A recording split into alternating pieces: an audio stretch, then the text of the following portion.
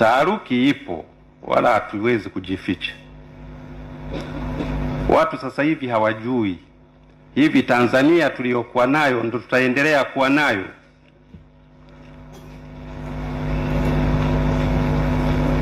Watu tuko katika mahangaiko. Yale tunayoyaona kwenye mitandao, vijana wanasema, wakati mwingine wanatukana, ni ishara ambayo sio nzuri. Kumtukana mtu mkubwa wako anayeweza kukuzaa.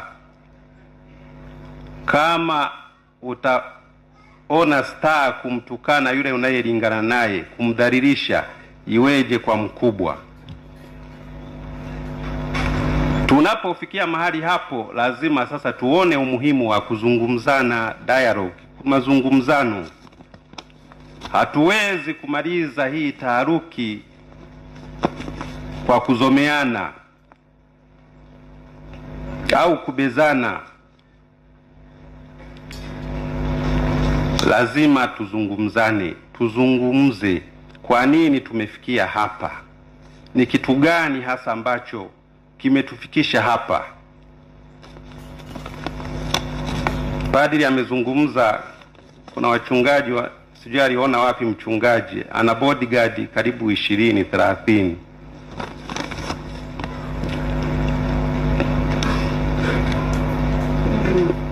Pengine amenusa shida.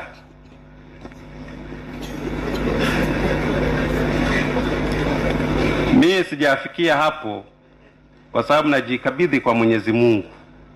Ni yeye mwenyewe ambaye atanilinda usiku na mchana. Akiamua kuniachia basi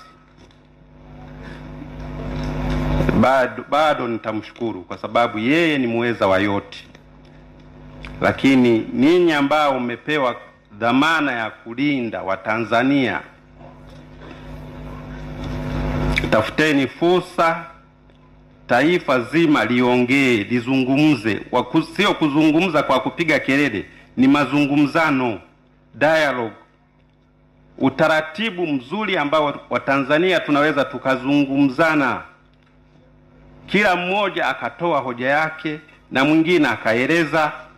Tatizo litakapotokea kwamba kila mmoja akitaka ya kwake yapite, hapo haiwezekani. Litakuwa ni taifa la ajabu ambalo kila mmoja atakalolitaka kulizungumza hilo lipite, haiwezekani. Hatimaye atakuwepo mmoja tu ambaye atasema tumesikilizana, basi hili liende mbele.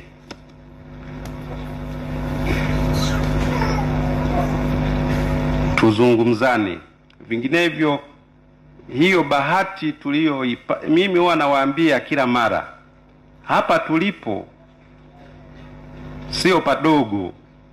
Huko tulikotoka ilikuwa hali mbaya.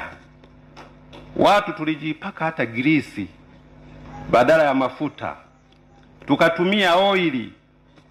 Wakina mama hao msione wanapendeza, awali walikuwa wanajipaka oili tu hawa ya gari, grisi ya gari hawa.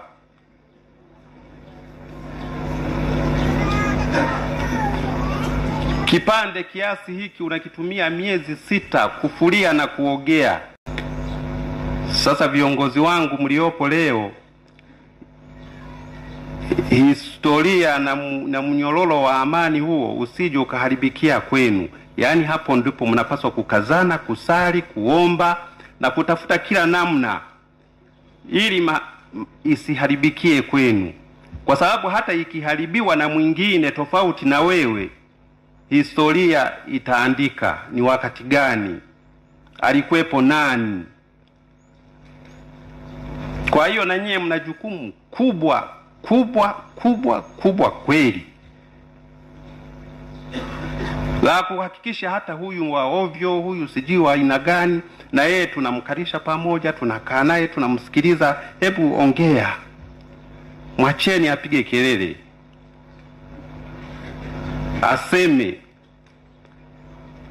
Tusipotoa fursa hii, kila mmoja anaenda sijui kwenye presi, sijui kwenye kitu gani, mwingine anaenda kuzungumzia nje huko. Sio dalili nzuri, ni dalili mbaya.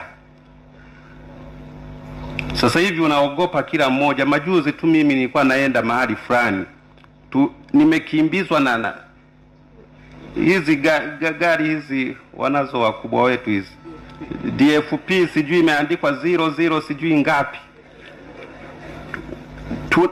Ni usiku tunakimbizana. Tuliposimama kwamba tuipishe iende, yenyewe ikakaa pembeni, tukaanza kwenda nayo. Tumetandaa barabara nzima nusu kilomita. Nikajiuliza, hawa ni watu wa aina gani hawa?